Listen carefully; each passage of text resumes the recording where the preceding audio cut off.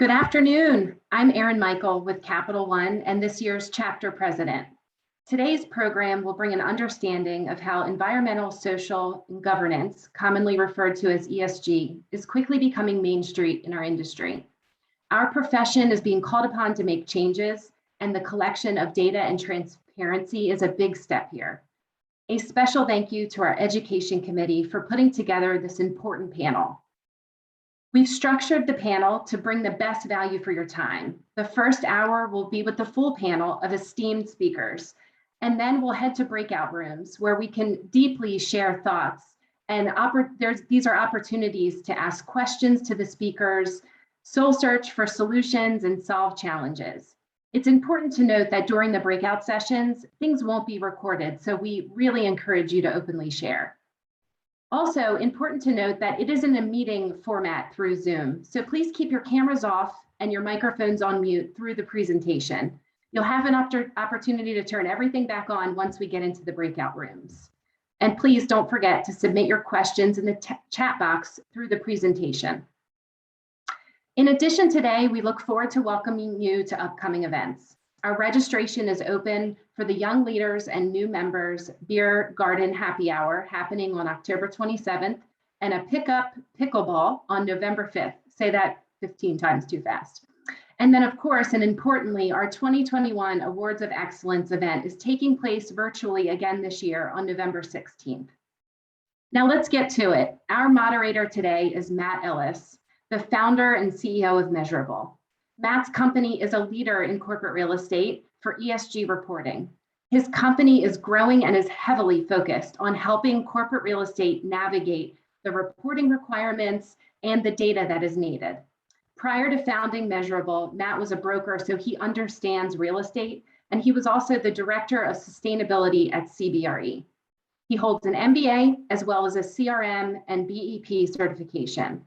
Without further ado, Matt, a warm welcome from the chapter. Thank you for taking the time, and I'm going to hand the mic to you. Thank you very much, Erin. It's a pleasure to be here with this fantastic panel.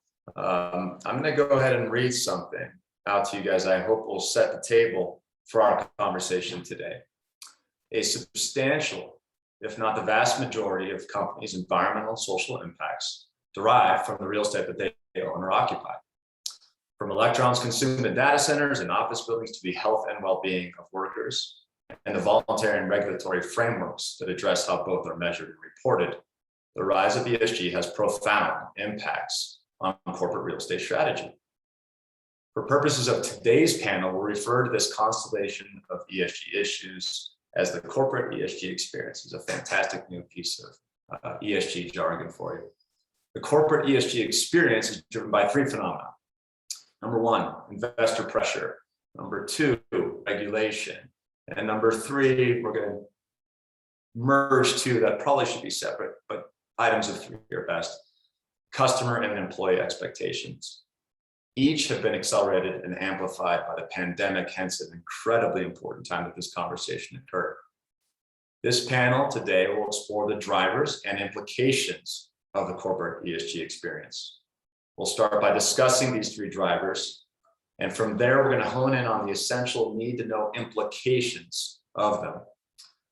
For example, how do they apply to carbon accounting, investor reporting, customer-facing service offerings? And lastly, we're going to hear specific tactics, strategies our panelists have applied to address these areas within their organizations. Okay, so there's plenty of work to do today. Let's get to it. I want to start by acknowledging each of our fine presenters. Jennifer, you're in my top left, so you're first. Jennifer Leitch with CBRE. CBRE is the world's largest real estate services company. She is the head of corporate responsibility there. Previous to CBRE, she was in a similar capacity at Prologis, the world's largest industrial REIT. So Jennifer's been at the forefront of these issues in the real estate universe and subsequent roles. Andrew, looks like you're next. 16 years, congratulations. I don't know anyone who's stuck in a job 1, 3, or 4 at this point in time. 16 years at Capital One. He's a senior director and head of environmental sustainability. Capital One, I think you guys all know them from their commercials, but they do quite a bit more than just credit cards, and Andrew's going to explain a little bit of that today. $26 billion in revenue in 2020, 52,000 employees, a major organization to oversee. Derek Young, you're next, Managing Director at Summit Strategy Group.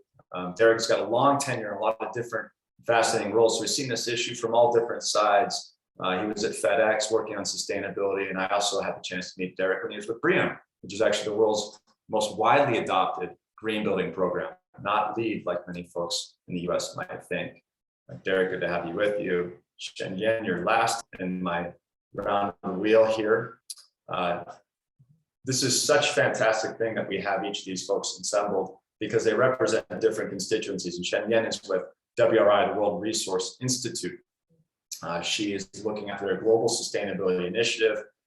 For the folks on this call, you might know WRI, followed by another couple letters, WBCSD, World Business Council on Sustainable Development. If I passed my exam, these are the folks that have developed the carbon accounting Bible that many of us refer to when we think about how to account for carbon, allocate the scopes, and then report it out. So she's at the nexus of where public policy and private practice intersect, also technology. So again, you've got a fantastic lineup here.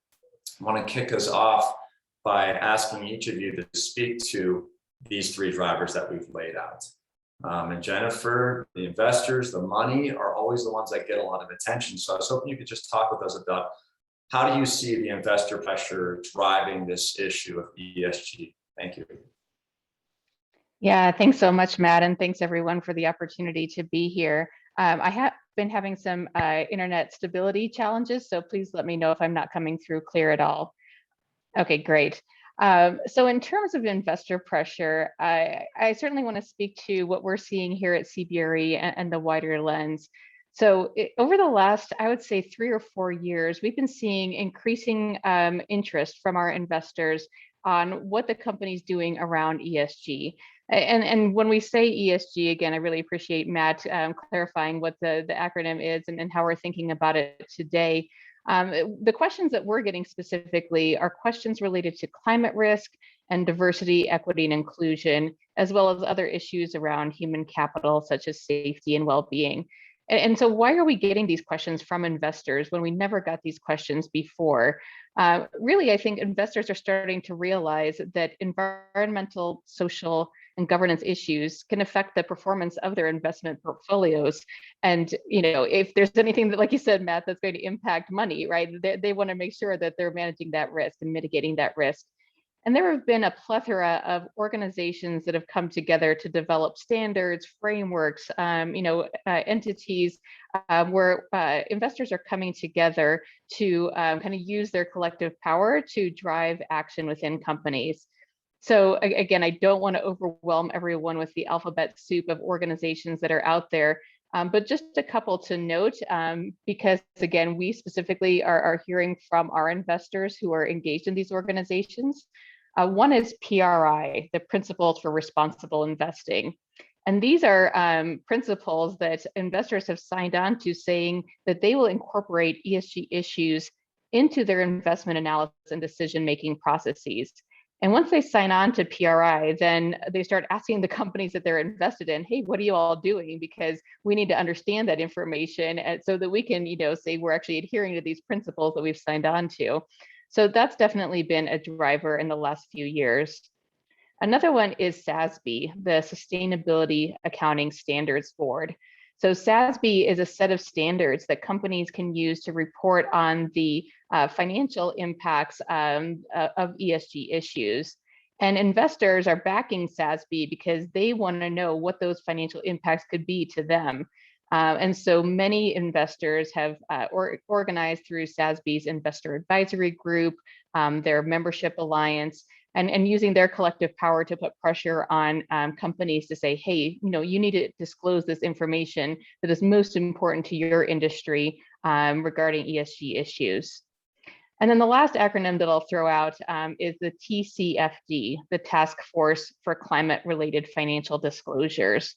And this is another group that came together that developed a set of recommendations saying, we want to understand what the climate risks and opportunities are in our investment portfolios. We don't want to be thrown off and caught off guard like we were during the financial crisis in that kind of 07, 08 time period.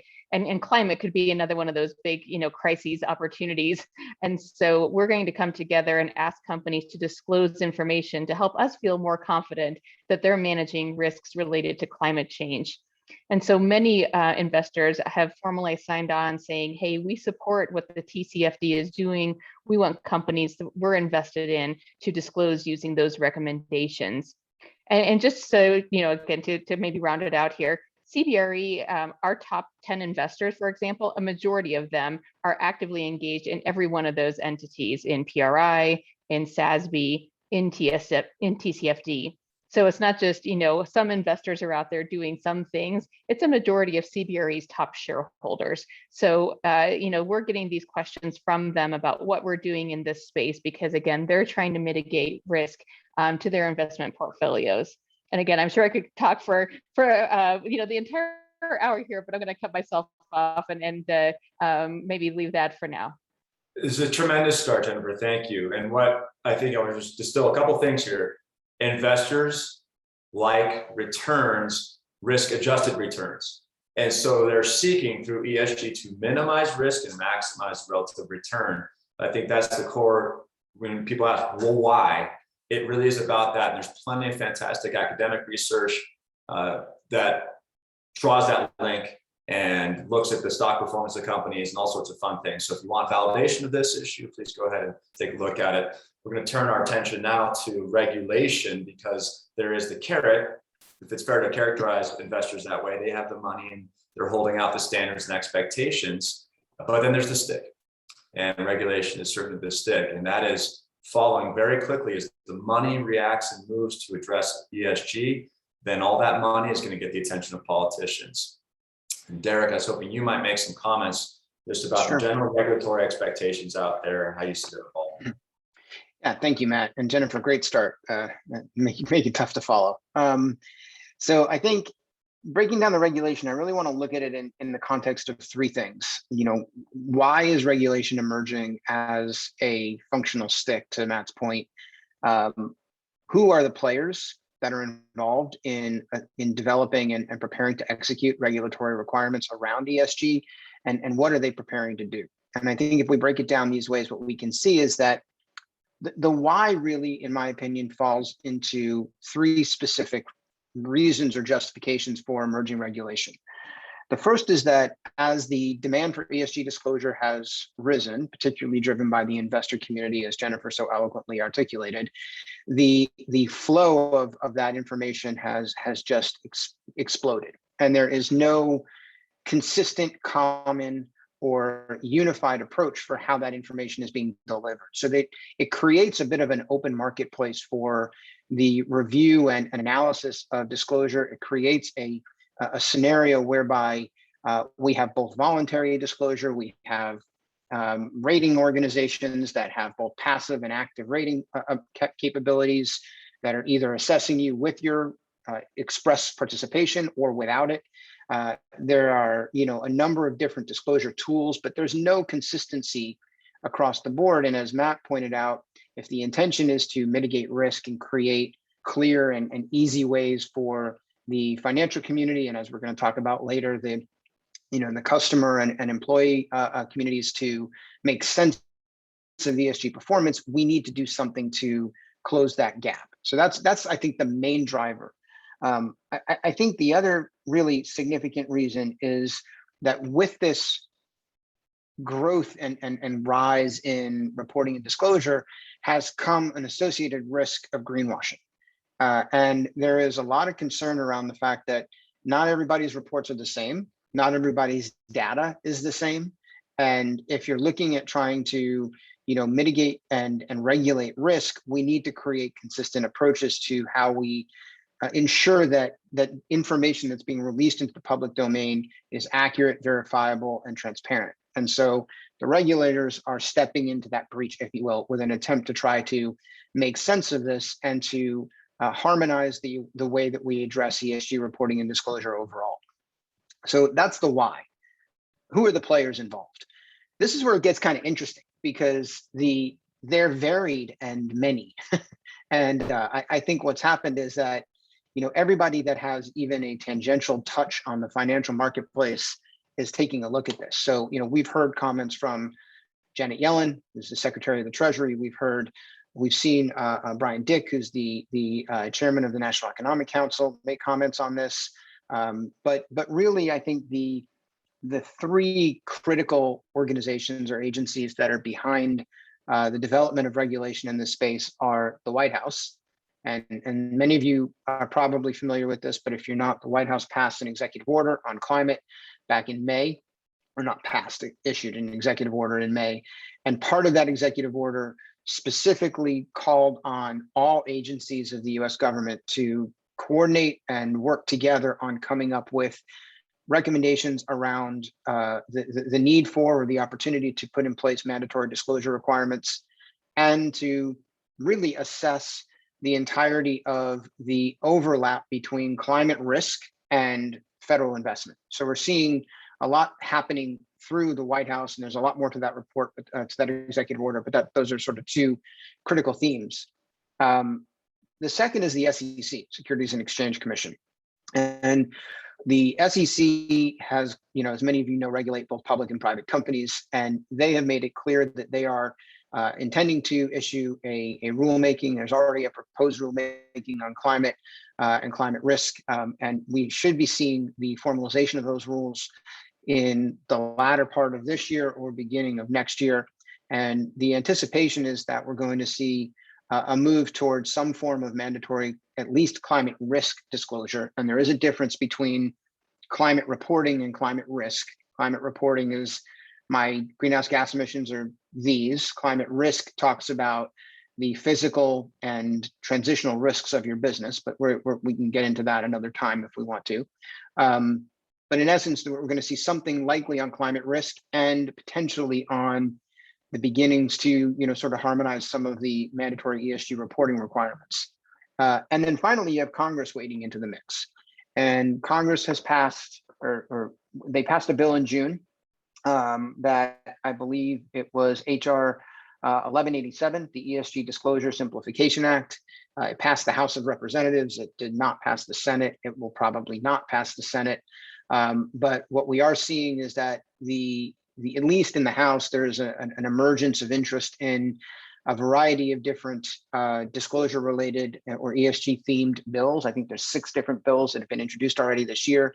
And when you bring that alongside of the regulatory requirements that are being proposed or reviewed by the federal government, what we're seeing is, I think, a clear view that we are going to have a different landscape in the coming year, if not substantially different in the coming years. I think other places where we've already either seen regulations pass or will potentially see regulations forthcoming beyond just climate and climate risk or ESG disclosure and reporting. Many of you probably know the SEC did mandate human capital management disclosure earlier this year. So there is now requirements for providing information on how a company handles that. And then I do believe that we're going to see a push to regulate the ESG rating landscape in order to create a little bit more consistency there as well. So a lot forthcoming here. I'll stop there and turn it back to Matt, but I think it's just a lot of that builds off of where Jennifer already started us. Very nice, Derek. Thank you for the summary. Much of that, of course, US-centric, given the nature of this audience today, but understand that your organizations are operating globally for many of you, and so you're going to be concerned about regulation in Europe, you're going to be concerned about regulation in Asia. Europe, of course, is leading on this. SFDR is the thing to look at, sustainable finance. Disclosure regulation, just one more acronym, we promise to give you more. And if I could take away maybe one thing, Derek, the overwhelming emphasis of regulation in ESG seems to be to enforce some level of consistency. And that's not a surprise. We want to treat our, I hate to use the term, but non-financial is one that we'll hear, non-financial data to the same comparable esteem as financial data. So there is no difference. In order to do that, we have to have consistency in that information, just like GAAP accounting. Here's the fun stuff for Andrew, because he gets to talk about actual people that you serve as organizations and the people that work for you to bring out about those outcomes. So Andrew, where does this intersect your employees and your customers? Yeah, thanks, Matt. Thanks everybody for letting me join you today. It intersects a lot around the data overall, and I'm going to kind of carry it through a couple different aspects of Capital One. So, for our associates, it's probably a little bit more higher level from a workforce as far as where you are with company goals and targets, and more from like, what does climate change mean, and do we have a role in solving that? But from a customer perspective, this plays out in a couple different ways for us. It plays out for Capital One as an occupier and as a customer of other companies like Jennifer's overall. So as an occupier, we need the data to be able to calculate our own emissions and risks and whatnot for disclosure. Same point, we're not just a credit card company. Capital One is a commercial bank as well. So we have customers who are in commercial real estate business and who are in the energy business as well. So that'll fall into our scope 3 emissions that we need to report out on, and Jen will talk about that. But the data on this from them as well, and that dialogue with our customers is also incredibly important in that space. I would say those are kind of the main areas. We're hearing the same things, by the way. We're hearing the same thing that Jennifer is from an investor's perspective. Our largest investors are also members of things like the Net Zero Asset Managers Alliance, and they're asking the same questions of Capital One on this that CBRE's investors are. We're very mindful of what the SEC is going to ask from a climate disclosure. We also disclose in line with TCFD and SASB, like other major publicly traded companies. And so that consistent, comparable, decision useful information, we need the data to be able to put that out there in a consistent manner. Andrew, is this issue changing some of the thinking on what debt products you might provide, or are you envisioning any requirements by organization that borrowers, whether they be individuals like myself using a credit card or asset owners, real estate organizations that you lend to, do you see green and sustainable finance in your future as a real product offering? Without getting too much into strategy, I think most major banks see this transition economy as a real interesting opportunity for us. And if you look at like corporate real estate and commercial real estate in general, there's so much opportunity in that space for a variety of different companies, whether it's electrification of existing buildings to more energy efficiency over time, then on into the energy transition as a whole. So there's for a variety of financial services companies, there's opportunity in this transition. No doubt. And I think that I just want to make sure that for the corporate real estate professional, again, back to that opening set of remarks, a substantial, sometimes the majority of your environmental social impacts are coming through the buildings. So you will lead on this issue for your organization, but I don't want to forget that those organizations exist to do something else, build a product, deliver a service. And it's fascinating to see that there's a lot going on there to make money in different ways. And the two can go together. What the brand does to walk the walk, to comply with the law, can also support what you do on the productization side. All right, so we've talked about some of the drivers, investors, regulators, consumers, employees, but we also want to talk about what we're talking about. So this is a great time, Shannon, to pass the baton to you and to try to give us an image, if you could, of what is carbon accounting and this word scope, what does it mean? And then we're going to tease this out to take it past carbon or take it to some other areas of interest. Thank you for the great tee up, Matt. And I think folks have already alluded to the importance of data as part of an ESG strategy and reporting. We're about to share an image that will help kind of give us a little bit of common language around carbon emissions or GHG emissions, greenhouse gas emissions, so that at least in this call, we have a shared understanding of what the E portion of ESG may include. And in the scope of it all, ESG metrics, this is one metric. It's by far one of the more detailed metrics and quite complicated. And so I'm going to walk through this diagram a little bit. To start, when we're talking about carbon emissions and greenhouse gas emissions, we're usually talking about all of the components in the top of the diagram in the little clouds. So it usually includes CO2, methane, nitrous oxide, different HFCs and PFCs, as well as sulfur dioxide.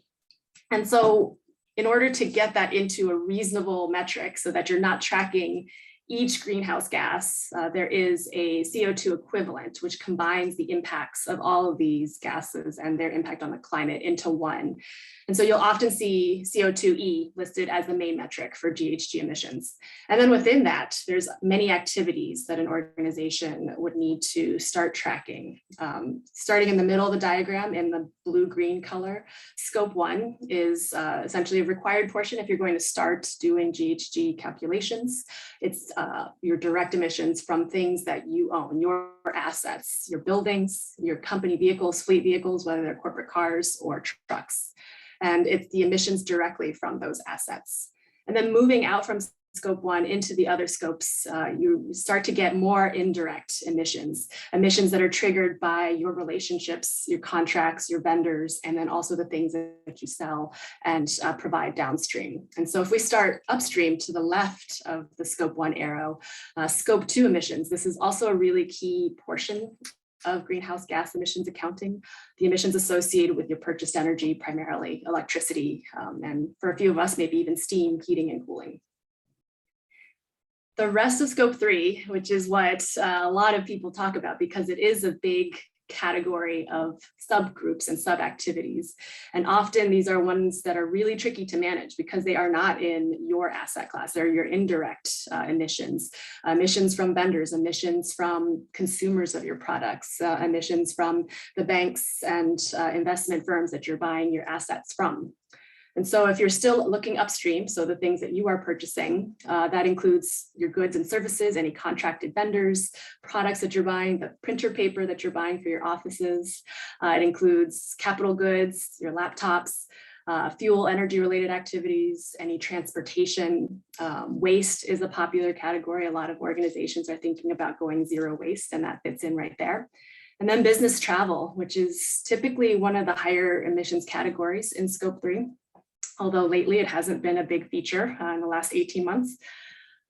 Employee commute, and then finally leased assets. And that's all still upstream. Downstream from that to the right of scope 1, and that green arrow is another series of downstream impacts that fit under scope 3. Other transportation, the transportation that you use to deliver whatever products and goods that you may sell. And some of these may not be applicable for every organization. Scope 3 contains all of these activities, and each sector, each organization has to think about what activities are applicable to them and how to adapt it for their particular circumstances. From there, you're also thinking about the production and the making of manufacturing of any of your products or widgets, the selling and the use of it, how consumers treat it at the end of life, whether they recycle it, throw it away. And then finally, leased assets, franchises, and investments. And the investments is one that's getting a lot of attention lately too in scope 3. The GHG protocol scope 3 guidance has these 15 categories, and investments in the original scope 3 guidance was very lightly touched on. And there's now a PCAF standard, another alphabet soup, that lays out much more detailed practice and methods for calculating the impacts of your investments. And so really in thinking about just the environmental aspect of ESG, you're really thinking about all of these potential environmental impacts in the decisions that you make around who you work with, what products you're selling, what assets you have, and what assets you may be investing in or buying in. The other aspect is how it fits into the ESG landscape. And I think I'll briefly cover that this is one piece of a potential series of metrics if you're doing ESG reporting. It's the main piece of the environmental side, but you may also be tracking things like water impact, specific impacts on methane, pollution, acidification, or other potential specific impacts in other metrics and forms. For the S and the G of ESG, you also would want to collect safety, wellness criteria for your organization. You may be also thinking about how your organization is structured, reporting on leadership structures, board structures, how that all fits into a comprehensive strategy around ESG. And so the standards that other panelists have mentioned are really great resources to lay out how you might approach that. SASB is one, GRI is another that's a voluntary framework. TCFD was mentioned as well. Some standards are fit for particular sectors. SASB is very specific. And SFDR in Europe, for example, is really more for the financial institutes, TCFD as well. Alphabet soup aside, One of the things I do want to kind of leave my introduction at is, in addition to the need for consistency across the standards, I think as an organization, you'll want to think about your goals and strategy in alignment with the ESG framework and standards that you choose. Because any of these actions, they don't happen in one team. It needs to be embedded into the decision-making and practice of an organization. So it really does need to think about what are the goals of ESG screening that your organization are taking on with this. Tremendous. Okay, so this is the point where it's easy to become overwhelmed. That is not our intent. There is obviously a whole industry of experts, of technologies to assist, because this is not simple, straightforward, and easy. This is why you see Andrew, Jennifer, and their peers and organizations really now way down into the, what is it, the Russell 2000, small, medium-sized businesses now have leadership installed around managing ESG.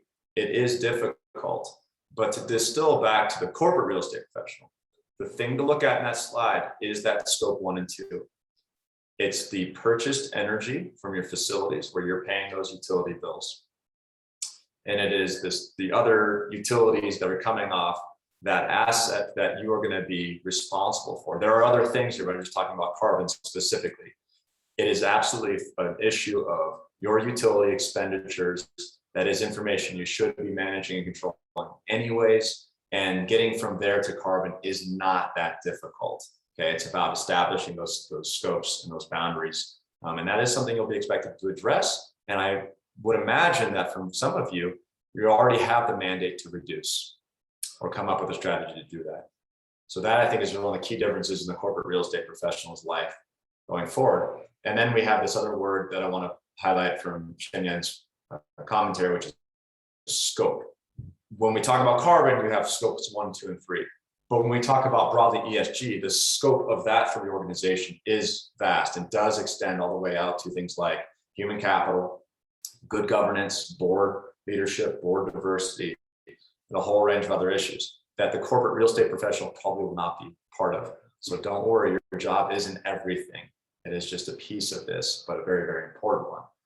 Because we've got now about 15 minutes before I want to turn over to the breakout sessions, I think it's totally good that we spend a lot of time on the drivers. Don't understand that, then the next piece of this discussion doesn't do anything for you.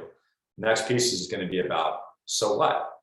Okay, understanding these drivers exist, understanding where they impact the organization. I wanted to ask each of our panelists, what are you doing? So 2 parts. What of these drivers, which of these drivers is most impactful? Where is it specifically showing up in your organization? And what are you specifically doing about it? Because you guys each are case studies for the folks on this call, I think. Jennifer, I know CBRE reasonably well, so I'm going to start again with you on this. I have seen you guys work on this issue in a customer-facing way that I hadn't historically.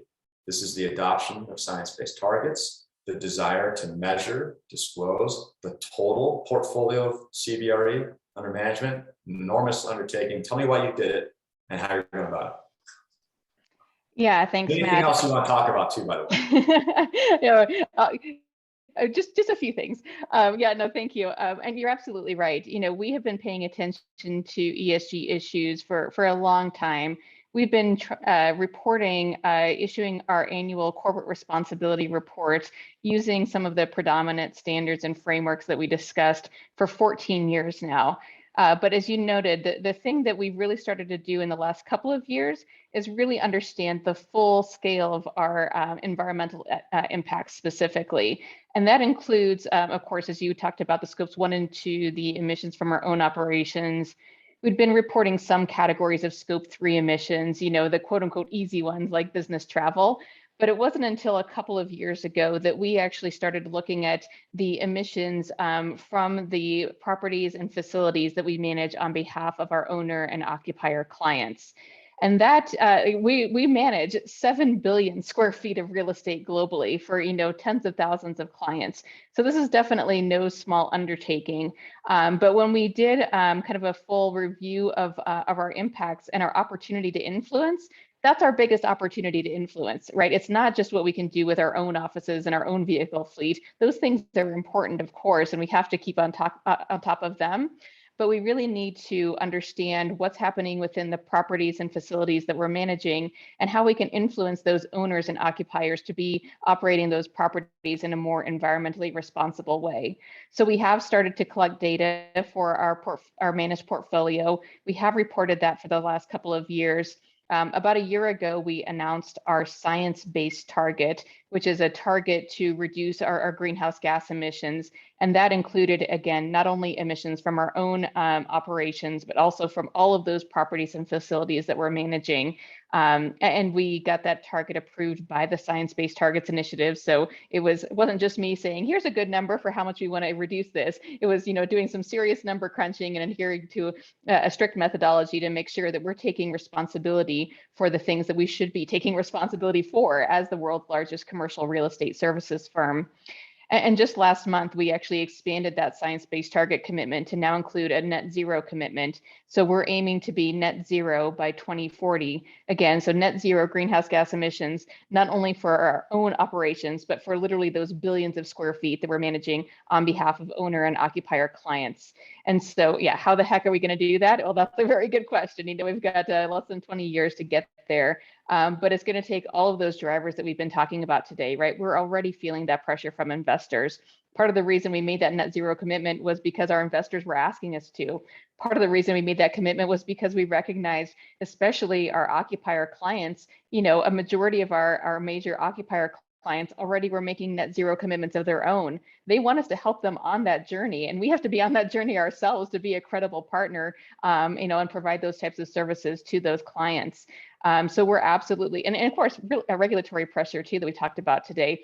We're starting to feel that we operate in more than 100 countries around the world, and so we're paying attention to what regulations might impact us as well. So yeah, we're on a very exciting journey now, but we really have stepped it up, as you said, Matt, in the last couple of years to recognize where we really can and should be taking responsibility for the opportunity that we can influence. Tremendous. So you heard here, expansion of the mandate to be customer facing and engage with the customer. Also, you heard a couple specific frameworks that were adopted and targets that were set: science-based target, net zero, certain timeline, certain amount of carbon that has to come out of the enterprise. So just want to be very specific. These among many things that they could have done. These are what they chose to do: work with the customer, adopt specific targets. Andrew, I want to flip to you. The same question. What is the number one or two things or in the business that this issue of ESG has touched, and how have you reacted? Yeah, I don't know if I can give you one or two, so I'm going to focus on, yes, the very similar ones to Jen. We have seen that, but a couple areas that we are focusing on currently, similar as we're looking at the ability to influence for us, is in that scope 3 space, right? So I'm going to give two kind of examples that we're looking at right now. Well, first one's more of a back history story. So Capital One got out of all of our data centers over the past couple of years. And so what that did was actually shifted a lot of our emissions that were scope 2 from the energy intensity of the data centers to scope 3, thanks to and over to our friends at Amazon with AWS. And so for there, it's one of those where when we have our greenhouse gas reduction goals, like we're dependent upon Amazon as part of our supply chain to meet their scope 1 and 2 goals to help bring that down for us over time. And so part of that is engaging with other aspects of our supply chain on similar things. Where it gets really interesting right now, thanks COVID, think about associate commute. So we've adopted a hybrid work model now going forward. So not only do we have emissions associated with our buildings, but also we're starting to calculate the emissions from what are the emissions from our associates working at home now, and adding that extra level of complexity to this and to our reduction targets. In an area that's really challenging for us to actually influence how those numbers come down over time. So that's one other area. And then lastly, just as we started to talk about earlier, a big area for focus for us is around that investment side as a bank. And for us, it's building out the methodology and the infrastructure to really calculate those emissions over time. And that's a significant amount of work for us at the moment. There's a question that's just come into the chat that I want to raise up, and I think try to tee you up, Derek and Shinyan, because the question goes more or less like this: there's lots of commitments going on out there, and at the same time, the pathway to achieving those is still gray or mysterious. It might bank on a whole host of real changes to the organization we're not sure what we can pull off, or we haven't yet identified. So Derek, how do we operate in that gray area? What would you recommend to a customer sitting down today says, I know I need to achieve some type of target? Where would you start that experience and journey? Yeah, it's a really important question. And look, when we engage clients on goal setting, and we're helping to establish and formulate strategies, my counsel is always to split up the desire to be ambitious with the need to create achievable and clear targets that you can actually get to.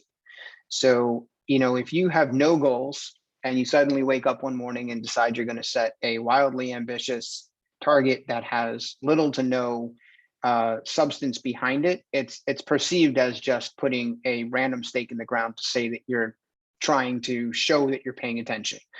So what we normally say is, look, start with learning to crawl before you walk and learning to walk before you run. And then somewhere in that evolution, if you want to extend the goalposts and really build an aggressive, more, let's say,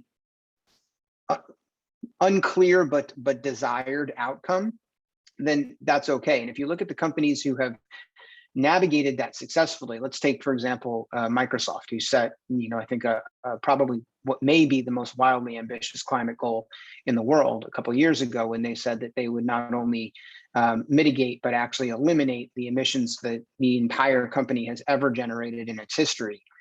By the point that they came out with that goal, they had done so much to gain credibility in the market that when they said it, even though a lot of people kind of sat there scratching their heads and said, well, that sounds nice, but how are you going to do it?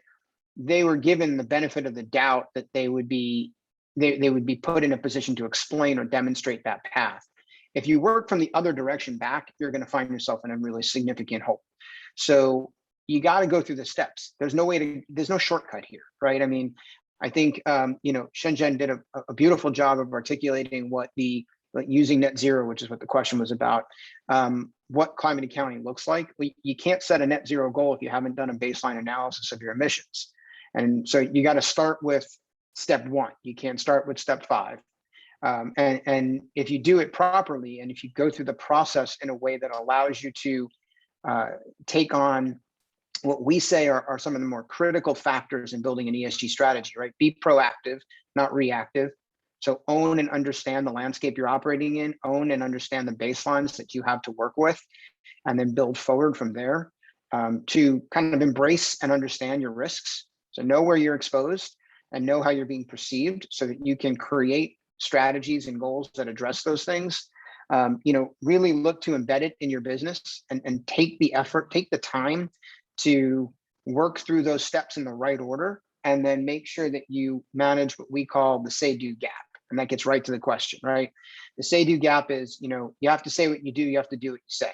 And if you get outside of the parameters of either end of that spectrum, you run the risk of being flagged for being inaccurate, or at worst, being called into question for greenwashing, whether it's intentional or not. So it's a very rigorous process. And if you follow the process properly, in relatively short order, you can establish a strong foundation from which to work. But as I said, there are no shortcuts. You can't jump to the end of the line just because you want to, or because somebody's pressuring you to. Either one of those is not sufficient as a reason for trying to do it. The final part, of this question I didn't read out was, is there a risk from the investor point of view? In other words, probably around failing to attain certain targets that were established, and certainly the answer would be yes. But I wonder whether, any open floor question, are we past the tipping point where it is more risky to do nothing? We finally there, versus sitting around doing nothing, doing something, but then failing to attain that goal or target. Which do you think? Where are we at in the market? Yeah, I think we're closer to it being a bigger risk to do nothing, just based on the fact that, if you're a public company right now, your investors are paying attention to this. And, we're at a really interesting place in the conversation, and I'm sure the other panelists can offer their point of view on this, in that, a year ago, I think you can make a legitimate argument that the investors who are speaking up, most of that language was coming in hyperbole from senior leaders like Larry Fink and others who are making executive statements about what their companies were going to do and wanted to do. And, it wasn't necessarily tracking back to the analysts and account managers who were working with the investment companies that those investors were invested in. And over the course of the last 12, 15, 18 months, that's changing. And, we're now seeing legitimate efforts to look at climate risk. We're seeing legitimate efforts by investors to take action against companies that they see as not moving fast enough or moving in the wrong direction. So doing nothing, I think, is the bigger risk at the moment. Great, thank you.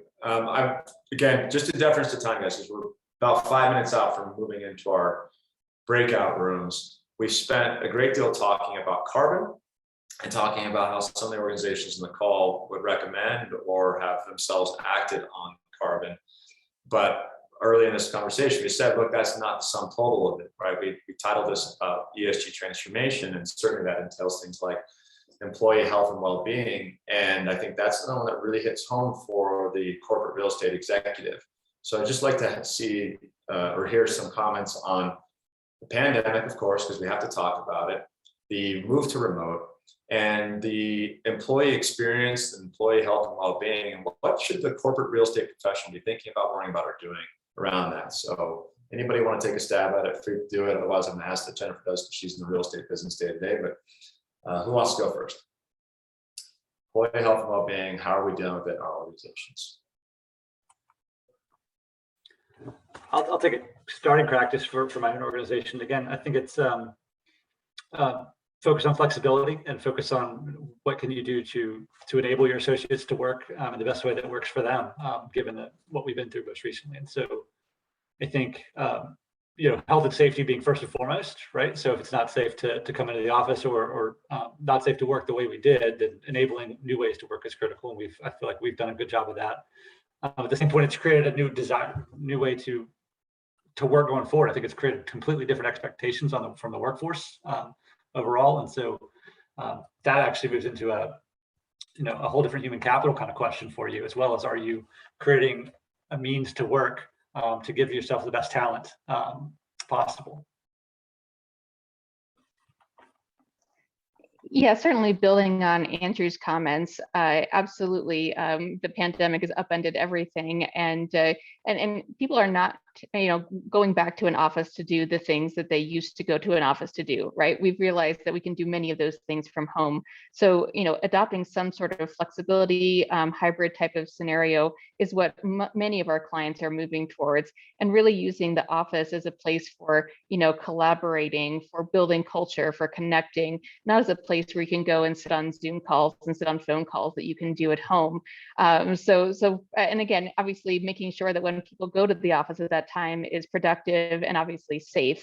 And so, we're seeing many companies incorporate requirements to either provide proof of vaccination or regular testing to ensure that there isn't COVID entering the workplace, ensuring that masks are still being worn in public areas.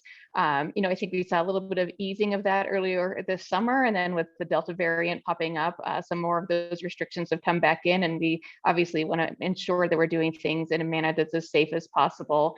And obviously, this is something that we talk to our clients about every day. It's certainly a very critical topic for us to be able to manage appropriately in order to get back to some kind of whatever new normal is. And look, a lot of this, it's easy to go straight to the office environment, but for those of you in the hospitality business, the retail business, higher education, there are profound and long-term changes to the nature of the space itself and the experience that you want to offer, and safety is certainly a priority among them. But how do you actually convey that to the customer? What is the brand or the technology or the process change that you've done to communicate a safe and attractive place to go and visit physically? We've got just a couple minutes now, so I'm looking at a series of questions here I'm going to go to, but I also want to return to you, Shen-Yan, as we start to move a little bit towards health and well-being. We also, of course, talked about customer-facing experience. In your perch, do you have anything on either of those two topics you'd like to offer the audience? I suppose I would add back in some of the data. I think data can play a role on the safety and wellness as well, and keeping ESG frameworks in mind as we're rethinking the workplace and hybrid workplace. It's important to use the data to then continue to support that work. And so finding ways to communicate what types of employee wellness, hybrid work flexibility, DEI initiatives, if you're doing well certification or fit well, if you're applying subsidies and allowing staff and encouraging staff to purchase ergonomic goods in their home offices as well. These elements can all fit into a broader strategy for an ESG approach, and using that data can help you communicate it as well as validate some of those actions as they fit into that ESG strategy. Yeah, nice. You know, as a corporate real estate professional on the E side, the environmental side, we've had, I mentioned BREEAM, LEED. There's some 60 or more of these organizations around the world that will stamp or certify your building to some level of environmental performance. There are also, and Shenyang just mentioned a couple of organizations that will talk to you, certify you, brand you around the wellness of that building experience. Well is a noted one. Fitwell is another organization that was established by the CDC and the GSA, General Services Administration. And these are just other ways to signal to the customer, the employee, about the health and well-being characteristics of that asset, indoor air quality, lighting, and so forth. Okay, this gets us more or less to the end, so I want to just open it up for one final round of comments on our 3 drivers, and then I'm going to read the instructions in the breakout room. Drivers, again, investors, regulators, employers, and consumers. And so to any of you who want to make a comment before we split up, please do.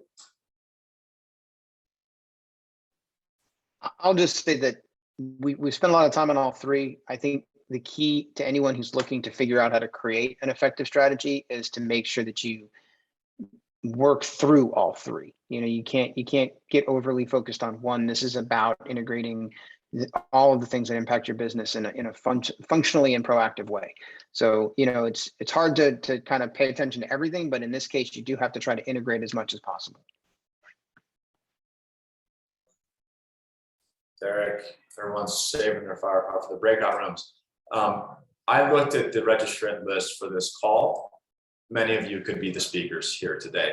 So we want to give you the opportunity to do that and share your experience. These are not recorded conversations, so please share in confidence and comfort that will stay in that room. When we get out of the breakout, they're going to be moderated by the different folks that you see here. And when we come back together, each of the folks are going to summarize what they heard in that breakout room. So I think this might go to you, Erica, our fantastic administrator, someone that sent us to our breakout rooms, please. Wonderful. We're going to open the breakout rooms now. You will see a button pop up on your screen to join your room.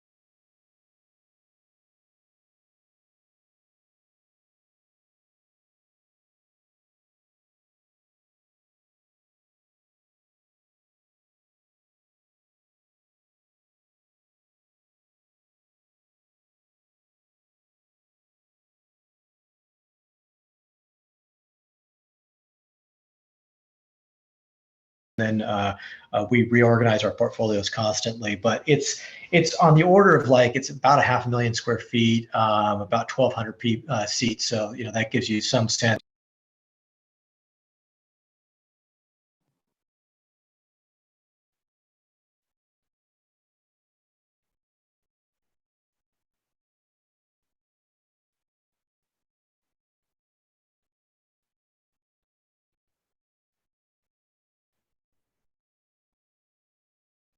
Okay, do we have everybody back?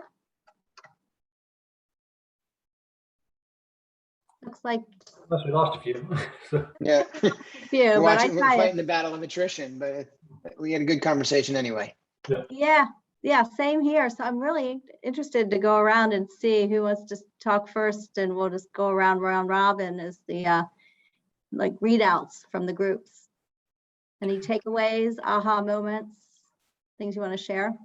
Yeah, maybe I can start. We were talking obviously from the investor perspective, and in our small but mighty breakout room, we were talking about companies that might have energy data that they're starting to disclose, but haven't actually put it in the actually haven't done the greenhouse gas accounting to put it in the language of greenhouse gas emissions in scopes 1, 2, and 3. And I think that really is a great next step is really disclosing information using those scopes, because that's how investors and other parties are going to be understanding your impacts. And so if you haven't actually taken your data and calculated your emissions, that's a really great first step. But also we were talking about, investor relations teams who are, trying to balance relationships with a lot of different types of investors, and they may not recognize just how many investors are starting to care about ESG information. And so one exercise that you could do that we did to help our IR team understand what our investors were doing is literally went to the websites of PRI, of SASB, of TCFD, of CDP, and pulled together a list of top 10 or 15 investors and looked at each of those websites and said, is this investor signed onto this thing? Check. Is this investor signed onto this thing? Check, right? And so I think it was one of those things where it's a bit of an aha moment, like, wow, we had no idea that so many of our top investors were involved in so many of these different organizations. And even if the representatives from those investors weren't having those specific conversations with our investor relations team yet, we knew that those conversations were going to start coming because those firms had signed, those firms more broadly had signed on to these various ESG organizations and commitments. So it's a great exercise, I think, for people and their companies to do to get that conversation going with their IR team, and help the IR team recognize maybe what they're not seeing from their perspective quite yet. Definitely being proactive.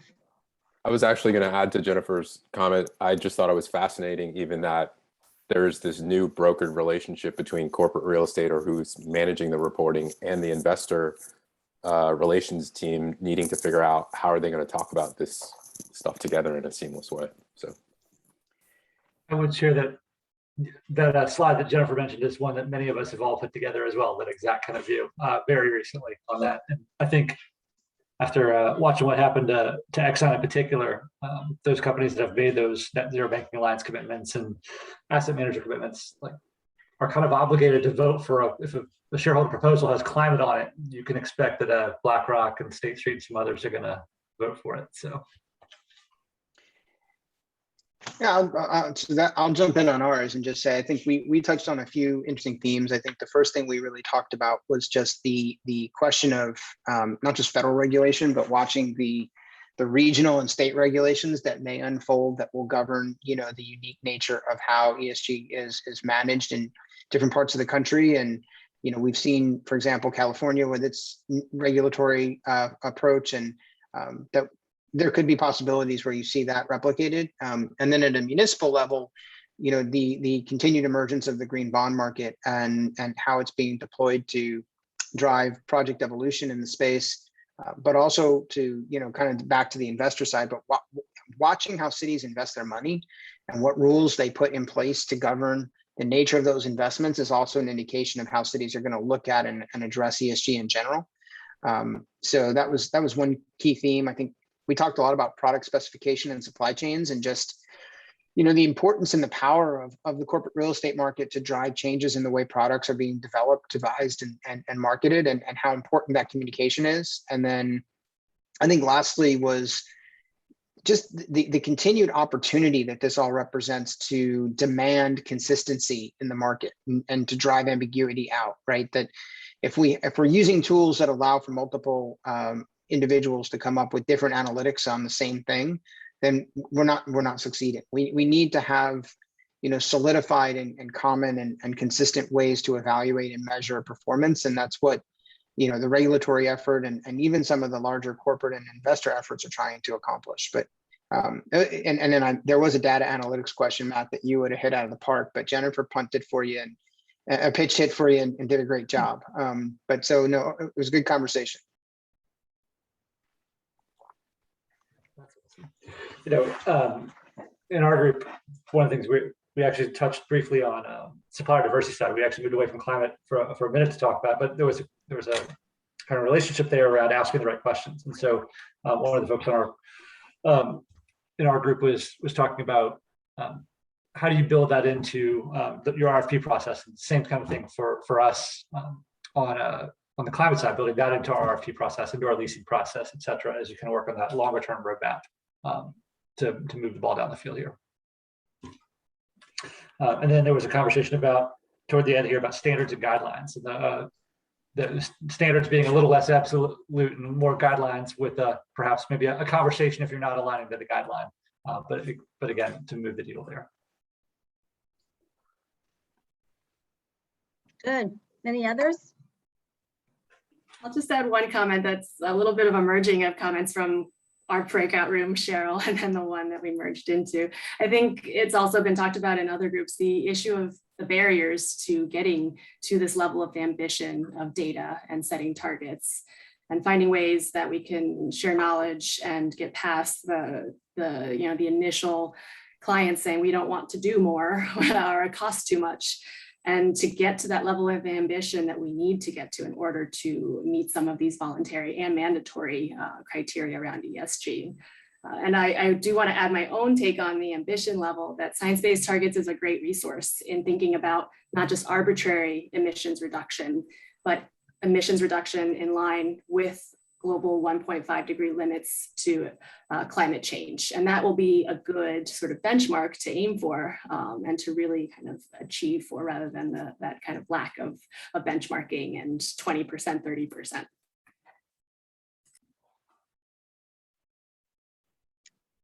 Great. Well, you guys, the panelists, you all did such a wonderful job of helping us break down the ESG framework and really taking it from a state of overwhelm to a sense of inspiration. I feel like we're all leaving this conversation after connecting with our colleagues too in those breakout rooms with, you know, a renewed sense of what we can do to take the next step, and was really inspired by some of the examples today that were shared of making bold goals and then figuring out how to do it. I think that's where we're at with this, is just being in it together. So again, I thank the CoreNet community for being able to bring us together for this kind of dialogue. And I look forward to kind of where it continues and how we can add to it. I want to thank, in addition to our panelists, Tony Hudgens, who's Vice President of Transit Screen, for helping to pull this wonderful panel together, and working with John Pendorf, who's the Senior Project Manager of Perkins and Wills, and Scott Bordeaux of Little